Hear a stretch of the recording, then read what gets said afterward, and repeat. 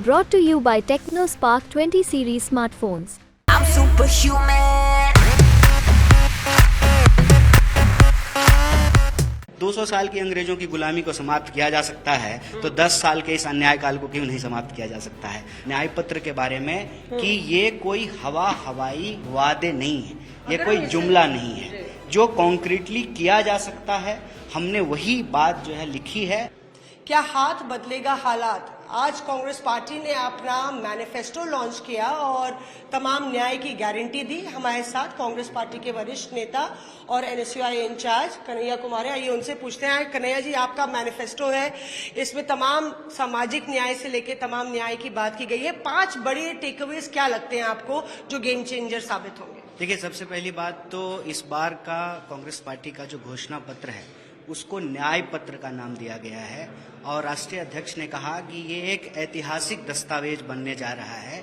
और उन्होंने यह बात याद दिलाई कि जब पहली बार नेहरू जी ने कांग्रेस पार्टी का घोषणा पत्र लिखा था 1951 में, तो उसका नाम रखा था कि व्हाट कांग्रेस स्टैंड्स फॉर।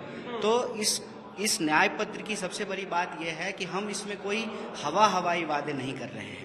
देश के हजारों लाखों आम नागरिकों से संपर्क करने के बाद, बुद्धिजीवियों से संपर्क करने के बाद और देश की जो आर्थिक हालत है उसको ध्यान में रखते हुए एक ठोस कार्यक्रम जो है इस न्याय पत्र में दिया गया है।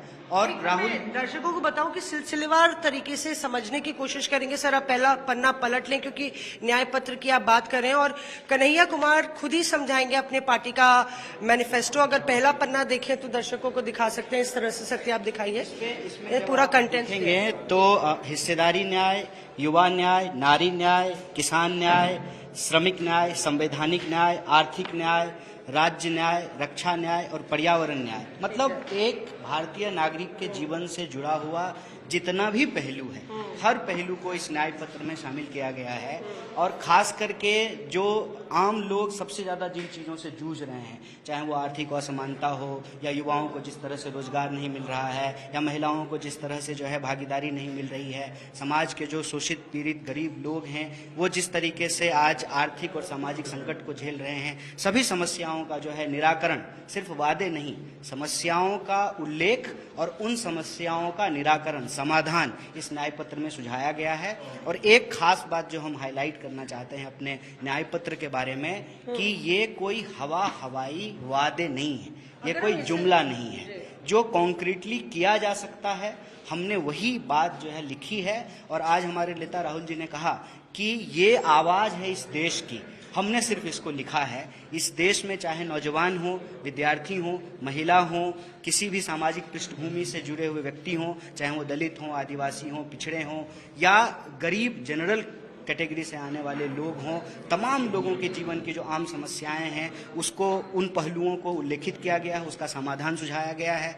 जैसे बेरोजगारी एक बहुत बड़ी समस्या है, तो युवाओं को पहली नौकरी पक्की, मतलब हाँ, युवा न्याय के अंतर्गत जो है पहली नौकरी पक्की की गारंटी की गई है कि कोई भी नौजवान जो है उसको अप्रेंटिस का अधिकार मिलेगा। अपना जो है स्किल प्राप्त करते ही जो है उसको रोजगार की गारंटी की गई है। अगर आप महिलाओं की बात करेंगे तो परिवार की एक महिला को 1 लाख रुपया जो है आमदनी देने की बात की गई है। अगर किसानों की आप बात करेंगे तो फसल का दाम जो है उसको उचित मूल्य पे मिले, उनका जो है जो स्वामीनाथन आयोग की सिफारिशें हैं उसके आधार पर जो उनको न्याय देने की बात करेंगे। अगर आप मजदूरों की बात करेंगे, श्रमिकों की बात करेंगे तो दैनिक मजदूरी जो है कम से कम न्यूनतम 400 रुपये देने की बात की गई है। इसी तरह से समाज के हर पहलू में, जैसे आज देश में जिस तरह का संवैधानिक संकट है उसको भी उल्लेखित किया गया है।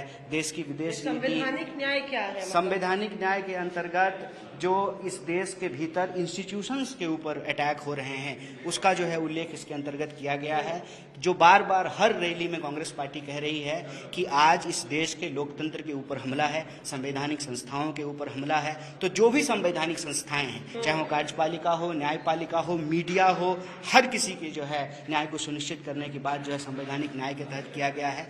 एक सेक्शन है राज्य के न्याय का। अक्सर आप सुनते होंगे कि जो गैर कांग्रेसी जो स्टेट हैं जहां पे भाजपा रूल नहीं कर रही है, जहां पे कांग्रेस शासित राज्य हैं, बार बार जो है हाँ वो आरोप लगाते हैं कि जीएसटी का जो उनका हिस्सा है वो जीएसटी का हिस्सा उनको नहीं मिल रहा है। तो इस देश का जो संघीय ढांचा है उसको हमको बना करके रखना है। किसी भी क्षेत्र के लोगों को ये नहीं लगना चाहिए, पूरब के लोगों को ये नहीं लगना चाहिए कि पश्चिम को ज्यादा मिल रहा है, हमको कम मिल रहा है। पश्चिम को ये नहीं लगना चाहिए कि पूरब को ज्यादा मिल रहा है, उत्तर को ज्यादा मिल रहा है या दक्षिण को ज्यादा मिल रहा है। तो जो संघीय ढांचा है उसको बचाने की बात की गई है। रक्षा न्याय के तहत जो है जो बॉर्डर रिलेटेड इश्यूज हैं, जो अग्निवर का जो सवाल है उसको भी इसके अंतर्गत रखा गया है।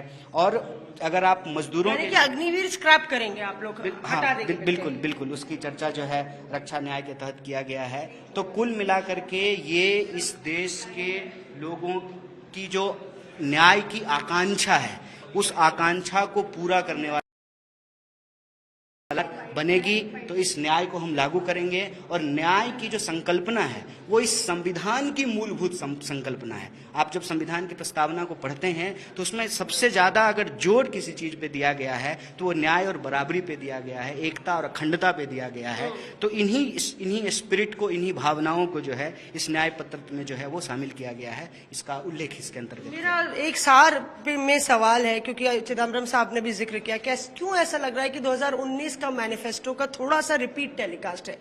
चिदम्बरम साहब ने भी जिक्र किया था कि 2019 में भी हमने बताया था कि नौकरियां जाएंगी, ये सामाजिक अन्याय होगा, और अब हमने उसको और मजबूती से रखा है। तो क्या आप लोग, क्योंकि वो सफल नहीं हो पाया था, 2019 में मोदी सरकार वापस आ गई थी, जनता ने आपके मैनिफेस्टो को रिजेक्ट किया। अच्छा एक बात बताइए, हम कह रहे हैं कि ये न्याय का पत्र है, तो न्याय पत्र अगर सफल नहीं होगा तो इसका कॉन्ट्रेरी क्या है, मतलब अन्याय जीतेगा।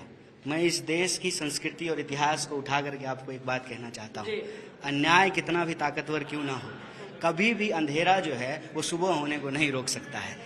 10 साल से जो बातें हम कह रहे थे, इस सरकार के आने के चलते जो समस्याएं आम लोगों को झेलनी पड़ी है, जिसका सामना करना पड़ा है उनको, उन समस्याओं का निराकरण, सॉल्यूशन जो है इस न्याय पत्र में दिया गया है। और हम देश की जनता से कह रहे हैं कि ये आपकी आवाज है, आपने इसको बनाया है, इसको आप ही को जिताना है, और जो सरकार बन करके आएगी उस सरकार से आपको ही इसको लागू करवाना है। तो मुझे लगता है कि जनता जब अपनी आवाज को, अपनी जरूरत को समझती है, 200 साल की अंग्रेजों की गुलामी को समाप्त किया जा सकता है, तो 10 साल के इस अन्याय काल को क्यों नहीं समाप्त किया जा सकता है।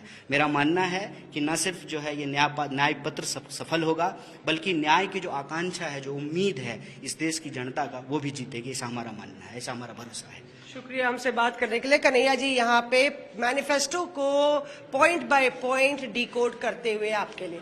कैमरा पर्सन सत्या के साथ मौसमी सिंह, दिल्ली।